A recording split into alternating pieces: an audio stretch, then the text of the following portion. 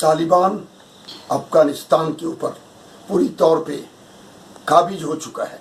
20 साल United state America अपनी पूरी जोर शोर अपनी सामरिक और राजनीतिक और कूटनीतिक ताकतों का इस्तेमाल करने के बाद भी अफगान के अंदर वो खाली हाथ 31 अगस्त जो तालिबान ने चेतावनी दी है कि आप हमारे देश को खाली कर दें, वो जा रहा है। इसी के बीच में जो अफरा तफरी मचा हुआ है उसमें एक नॉर्दर्न अलायंस और पंसीर ने इनको अपना एक तरह से सामना के तौर पे और उन तालिबानों को दबा के रखा है। लेकिन बाकी पूरे अफगान के अंदर इन्होंने अपने काबिज अपने माहौल को अपने हाथ में ले लिया है। सबसे बड़ी दुख और शर्मनाक बात यह है कि अफगान के लोग बेहताशा भाग रहे हैं, जिसमें जो विदेशी राजदूत आवास और उनके जो लोग थे, जैसे भारत का हजारों करोड़ का वहाँ निवेश था, उनके हालात के मद्देनज़र हमारी भारत सरकार ने, हमारे जो विदेश मंत्रालय ने पूरी तौर पे लगभग वहाँ से वापसी कर दी है। दुनिया के जितने भी विदेशी हैं, चाहे वो इंग्लैंड के हों, स्पेन के हों, फ्रांस के हों, लगभग उन्होंने अपने लोगों को रेस्क्यू करके वहाँ से निकाल लिया है। सबसे बड़ी दुखद बात यह है कि जो तालिबान है वो 20 साल पहले भी जो था वो आज भी है। वो बोलता है कि हम अपने आप को चेंज कर चुके हैं, लेकिन उसके करनी और कथनी में पूरा अंतर है।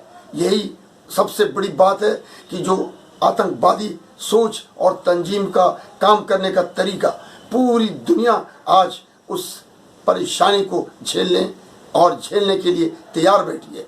इसी बीच में 2 दिन पहले जो काबुल एयरपोर्ट के पास पूरी भीड़ के बीच में जो 3 सीरियल बम धमाके हुए, जिसमें 13 यूएस के और 3 ब्रिटिश नागरिक, सब मिलाकर लगभग 170 लोगों की जान चली गई और करीब 500 लोग हॉस्पिटल में घायल अवस्था में एडमिट है, जिसमें काफ़ी लोग सीरियस भी हैं।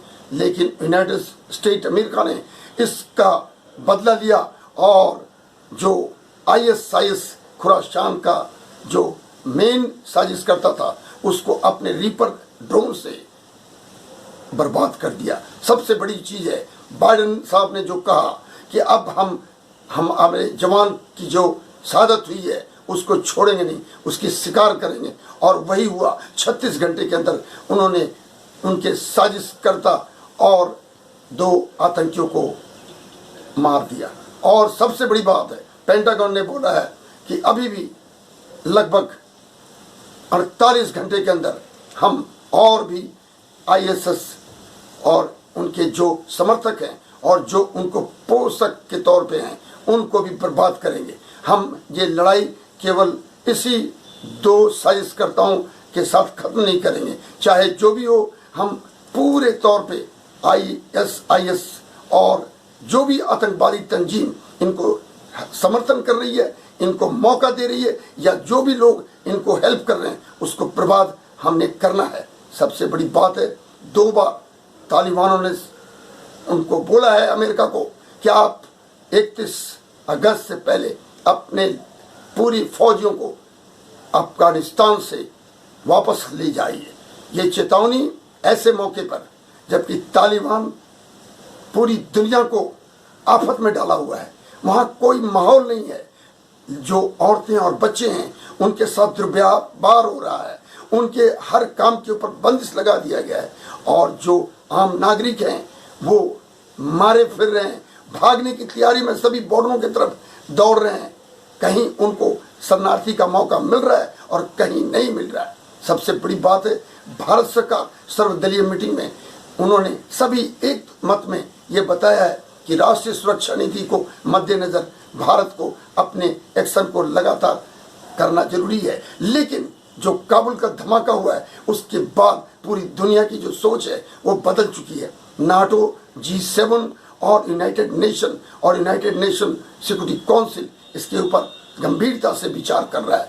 लेकिन सबसे बड़ी बात है, 31 अगस्त को जो तालिबान ने चेतावनी दिया है कि आप हमारे देश से वापस चले जाएं, ये एक बहुत सोचनीय विषय है। क्या इन विदेशी लोगों के जाने के बाद अफगानिस्तान में शांति हो पाएगी? उन्होंने अपने अफगानियों को बाहर निकलने से रोक दिया है। सबसे बड़ा बात कि इसमें चीन और पाकिस्तान और तुर्की प्रत्यक्ष और अप्रत्यक्ष रूप से लगातार तालिबानों को हेल्प कर रहे हैं। ड्रग्स का पूरा माहौल है। जो आईएस खुरसान है वो पूर्वी अफगानिस्तान और तालिबान पूरे अफगानिस्तान के अंदर अपने आप को काबिज बनाकर सबसे बड़ा ये लोग ड्रग्स से और अपने खनन से और लोगों से टैक्स और फिरौती लेके अपने आप को बिजनेस के तौर पे वहां पे सेटल्ड होना चाहते हैं।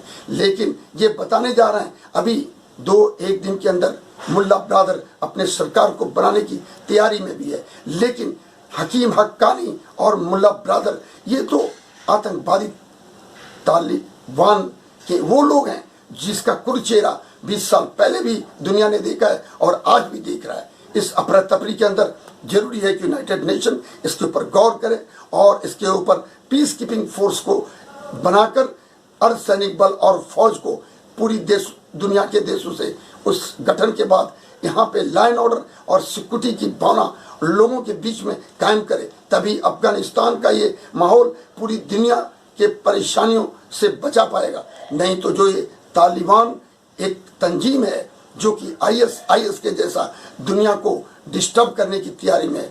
अभी सवाल है कि अमेरिका, रूस, ये जो ताकतवर देश हैं और भारत भी जो यूनाइटेड नेशन सिक्योरिटी काउंसिल का अध्यक्ष है इस महीने में, उनको गंभीरता से और नाटो और G7 सभी मिलकर, लेकिन सबसे बड़ी बात पाकिस्तान तालिबानों के मदद से भारत के कश्मीर में भी कुछ न कुछ नाजायज नापाक हरकत करना चाहता है। लगातार उसकी मीटिंग हो रही है और मसूद और उनके जो अफगानी तालिबान के जो ग्रुप हैं उनसे लगातार बात कर रहा है।